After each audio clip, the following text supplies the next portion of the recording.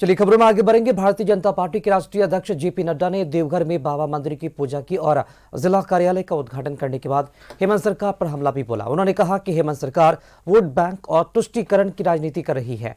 घुसपैठ पर सरकार का कोई ठोस ध्यान नहीं है और इसी का नतीजा है कि आज 45 से घटकर आदिवासी 28% पर पहुंच गए हैं।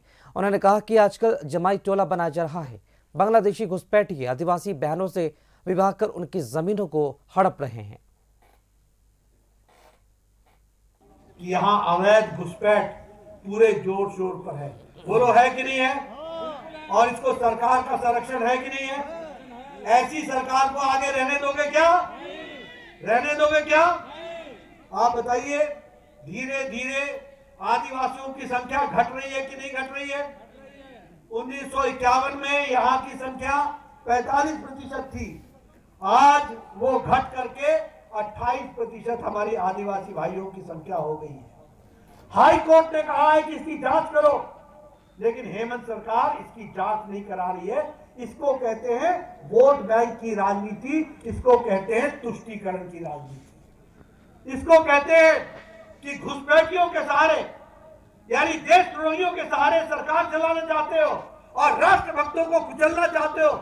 ये झारखंड की जनता है, ये हमारे आदिवासी भाई, ये लड़ जाएंगे, पूरी ताकत लगा देंगे, लेकिन कभी झुकेंगे नहीं और हमारे घुसपैठियों को चुन चुन करके इस देश से बाहर करने में अपना योगदान करेंगे। इसको हमको याद रखना है। टोला बन रहा है, जमाई पर जमाई टोला बन रहा है।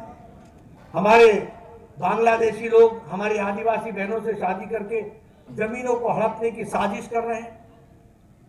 ये साजिश चलने देना है क्या? नहीं। ये जमाई टोला बढ़ने देना है क्या? नहीं। ये यहाँ की समस्या है, इसीलिए हमारी संख्या 45 से घट करके 28 पर आकर के खड़ी हो गई है। यह हम लोगों को देखने को मिल रहा है।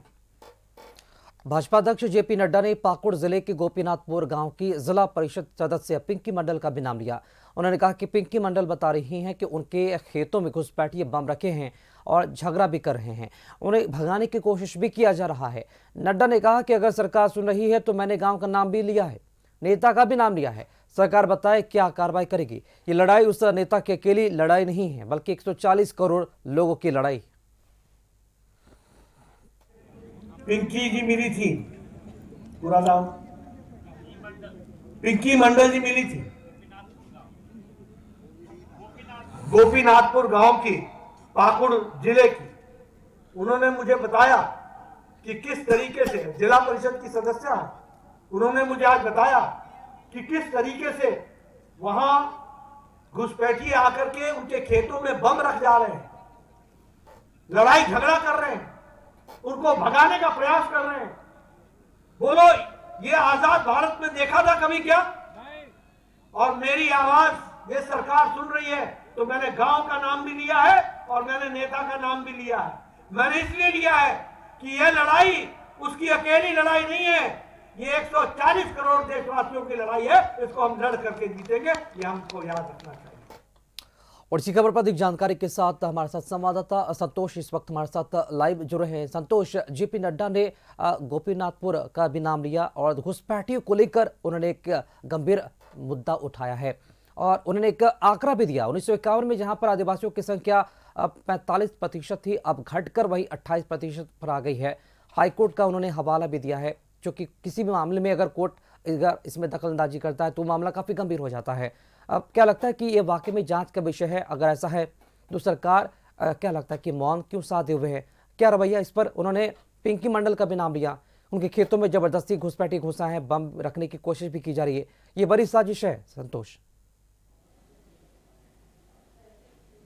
देखिए, बात करें एनडीए का, तो जिस तरह से लगातार बिहार चुनाव जीतने के बाद एनडीए का नजर अब झारखंड पर है, तो झारखंड आपको याद होगा या दर्शकों को बता दें कि जब झारखंड में चुनाव हुआ था उस समय जो बीजेपी के लोग थे, जैसा सत्ता पक्ष झारखंड मुक्ति मोर्चा का कहना है कि बीजेपी के लोग जब जब चुनाव आता है, अभी बांग्लादेश चुनाव आया है तो घुसपैठ का मुद्दा हुआ है। जब हाई कोर्ट में घुसपैठ को लेकर मामला में अफिडेविट देने की बात आ रही थी तो केंद्र सरकार के द्वारा अफिडेविट जो दिया गया था उसका परसेंटेज उठाकर देखा जाए, जिस तरह से झारखंड मुक्ति मोर्चा के प्रवक्ता कहते हैं कि बार बार जब घुसपैठ का मुद्दा आपके पास, केंद्र का जो बॉर्डर सिक्योरिटी है आपके पास है, ठीक है, जेपी नड्डा कल देवघर पहुंचे, उन्होंने घुसपैठ के मुद्दे पर सरकार को घेरने के, लेकिन एक बात फिर दूसरी बात उन्होंने कहा कि जिस तरह से झारखंड में विकास रुका हुआ है, विकासशील ने कुछ दिन में कमल खिलेगा, तो लगातार जिस तरह से आप 4 दिन जब मुख्यमंत्री हेमंत सोरेन, उनकी पत्नी कल्पना सोरेन दोनों लोग दिल्ली में गए थे कुछ अपने काम से, लेकिन जिस तरह से चर्चा का बाजार गर्म हुआ झारखंड में कि यहां भी कमल लोटस ऑपरेशन जारी है, तो जिस तरह से लगातार कभी घुसपैठ के मुद्दे पर, कभी विकासशील के मुद्दे पर, तो एक और जहां वित्त मंत्री का दावा है कि वित्तीय संकट के बार बार जिस तरह से लोग अफवाह उड़ाते हैं और उसको लेकर सरकार संकट में, किसी प्रकार के हमारे यहाँ वित्तीय संकट नहीं है, सरकार अभी भी अगर विश्व बैंक से 2% कर्ज ली है, 1% लगभग 18,000 करोड़ कर्ज ले सकती है, तो एक केवल मुद्दा बन के जब जब बीजेपी के बड़े नेता आते हैं, कभी घुसपैठ की बात करते हैं, कभी विकास की बात करते हैं, लेकिन जो झारखंड के जो बकाया 1,36,000 करोड़ है उसको जब जब हम लोग मांगने की कोशिश करते हैं, जैसा वित्त मंत्री ने कुछ दिन पहले कहा था कि हमने कोयला मंत्री पास गया, जो वित्त मंत्री सीतारमन है उनके पास भी हमने गुहार लगाया कि जो झारखंड का जो बकाया है, कई योजना अधर में लटक गई है, जल जीवन की बात करें, मनरेगा की बात करें, तो कई योजना अधर पर है, लेकिन जब जब चुनाव, चाहे वो पश्चिम बंगाल में भी चुनाव है, तो घुसपैठ का मुद्दा इन्हें याद आता है। अगर घुसपैठ है तो केंद्र सरकार को भी चाहिए कि बॉर्डर सिक्योरिटी किनके जिम्मे है उनको जांच करना चाहिए। अगर उसमें भी अगर चिन्हित करना है, अब मतदान स्पेशल पुनरीक्षण कार्यक्रम भी चलाया जा रहा है, तो जिस तरह से केवल घुसपैठ मुद्दा बनकर रह जाता है, जब जब बड़े नेता आते हैं झारखंड में घुसपैठ, कोई विकास का बात नहीं करते। संतोष, एक बात यहाँ पर यह भी है कि ये मुद्दा सिर्फ अभी उठाया नहीं जा रहा है। अगर झारखंड विधानसभा चुनाव की बात की जाए तो चुनाव के पहले भी और चुनाव के बाद भी लगातार बीजेपी इस मुद्दे पर कायम है और अभी भी उन्हीं मुद्दों को लगातार उठाया जा रहा है। क्या सरकार ये बिल्कुल नहीं मानती कि झारखंड में घुसपैठ हो रहा है? क्या गंभीर है सरकार घुसपैठियों को लेकर, या फिर इसका सारा ठिकरा केंद्र सरकार पर ही फोड़ रही है? अगर घुसपैठिए झारखंड में आ रहे हैं, गलत तरीके से विवाह कर अगर जमीनों को हड़पाया जा रहा है, तो लगता नहीं क्या सरकार की भी अपनी कोई जिम्मेदारी बनती है?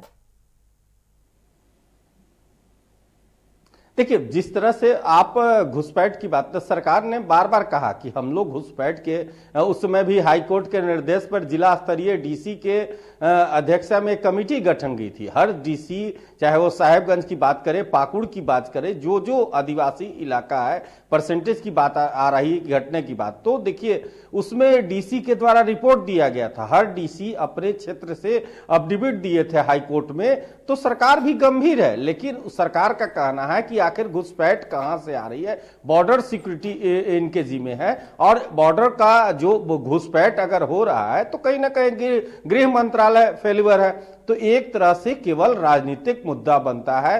तो इसलिए जब अब झारखंड में चुनाव विधानसभा का था, लोकसभा का चुनाव था, उसमें घुसपैठ का मुद्दा उठा था।